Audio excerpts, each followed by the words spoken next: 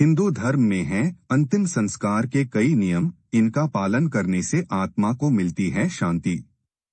नमस्कार प्रिय दर्शकों, हम आप सभी का हार्दिक अभिनंदन करते हैं हमारे YouTube चैनल सनातन वेव्स टीवी। मृत्यु जीवन का अंतिम और अटल सत्य है, जिसे कोई टाल नहीं सकता है। जिसने जन्म लिया है उसकी मृत्यु अटल है और मृत्यु के बाद उसका पुनर्जन्म भी निश्चित है। इस कथन को श्री कृष्ण द्वारा गीता में कहा गया है। श्री कृष्ण के अनुसार जीवन और मृत्यु एक चक्र के समान है, जिससे हर व्यक्ति को गुजरना पड़ता है। गीता के अनुसार मृत्यु के बाद जीवन का नया आरंभ होता है।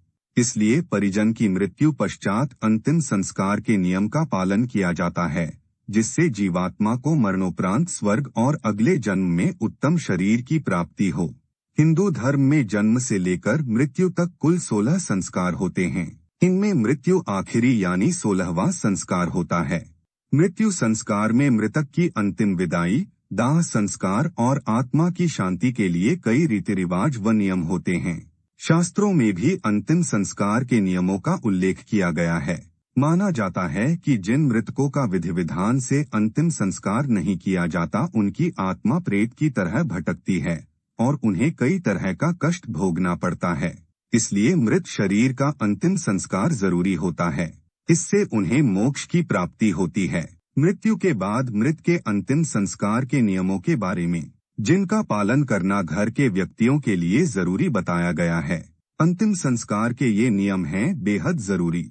मृत्यु के बाद दाह संस्कार से पहले मृतक को स्नान कराया जाता है।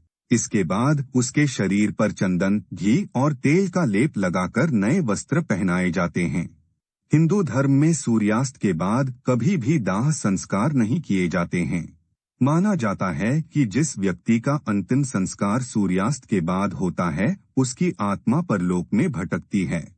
जो व्यक्ति शव को अग्नि देता है, इसे छेद किए हुए मटके में पानी भरकर शव की परिक्रमा करनी होती है और इसके बाद मटका फोड़ दिया जाता है। ऐसा करने से मृतक के साथ उसका मोह खत्म होता है। अंतिम संस्कार के समय मृत व्यक्ति के पुरुष परिजन मुंडन कराते हैं। यह मृत व्यक्ति के प्रति श्रद्धा और सम्मान प्रकट करना होता है। अंतिम संस्कार के बाद शव को पीछे मुड़कर नहीं देखना चाहिए। अंतिम संस्कार के बाद घर लौटने पर सभी व्यक्तियों को दांतों से नींद को चबाकर फेंकना चाहिए। फिर लोहा, अग्नि, जल और पत्थर का स्पर्श करने के बाद ही घर के भीतर प्रवेश करना चाहिए। मृतक व्यक्ति के नाम से घर के बाहर एक दीप संध्या के समय कम से कम 11 दिनों तक जरूर जलाना चाहिए। दाह संस्कार के बाद 12वें या 13वें दिन मृत्यु भोज कराया जाता है। दरअसल मृत्यु के बाद मृतक के घर पर बाहरी लोग नहीं आते, लेकिन मृत्यु भोज के बाद सामान्य रूप में बाहरी लोगों का आना जाना पुनः प्रारंभ हो जाता है। हम आप सभी से निवेदन करते हैं, आपको हमारे द्वारा दी गई जानकारी अगर अच्छी लगी है तो कृपया शेयर करें, लाइक करें और कमेंट्स करें।